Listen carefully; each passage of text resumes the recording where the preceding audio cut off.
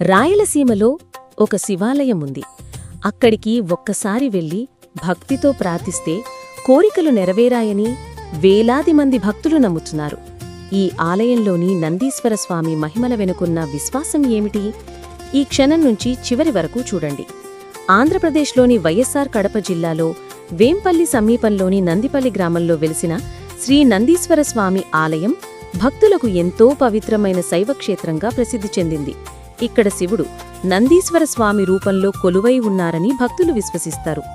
ఆలయంలోకి అడుగుపెట్టగానే ప్రశాంతమైన వాతావరణం, గంటల నాదం, శివనామస్మరణ భక్తులను ఆధ్యాత్మిక అనుభూతిలో ముంచెత్తుతాయి.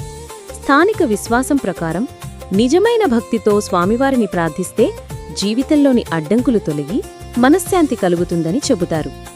శైవ ఆగమ సంప్రదాయం ప్రకారం శివలింగ దర్శనం, అభిషేకం, బిల్వదళ సమర్పణకు ప్రత్యేకమైన ఆధ్యాత్మిక ప్రాముఖ్యత ఉంది.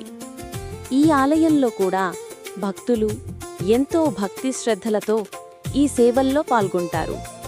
ఉదయం సూర్యోదయం సమయంలో, సాయంత్రం హారతి సమయంలో ఆలయంలో కనిపించే ఆధ్యాత్మిక వాతావరణం భక్తులకు మరపురాని అనుభూతిని కలిగిస్తుంది.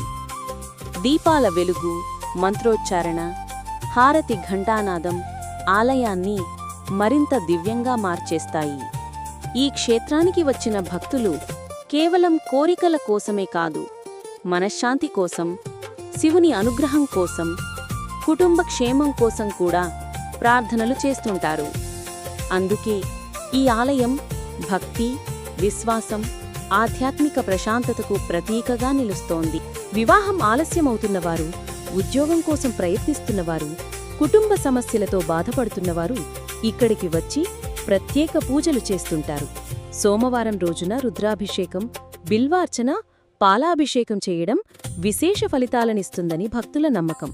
ముఖ్యంగా మహాశివరాత్రి రోజున వేలాది మంది భక్తులు స్వామివారిని దర్శించుకొని జాగరణ, అభిషేకాలు నిర్వహిస్తారు.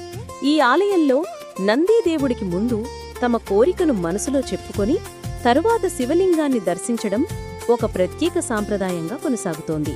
తమ కోరికలు నెరవేరిన తర్వాత మళ్లీ వచ్చి మొక్కులు తీర్చుకోవడం కూడా చాలా మంది భక్తులు చేస్తుంటారు.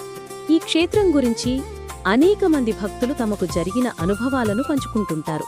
అయితే అవి వారి వ్యక్తిగత అనుభవాలు మరియు విశ్వాసాలు.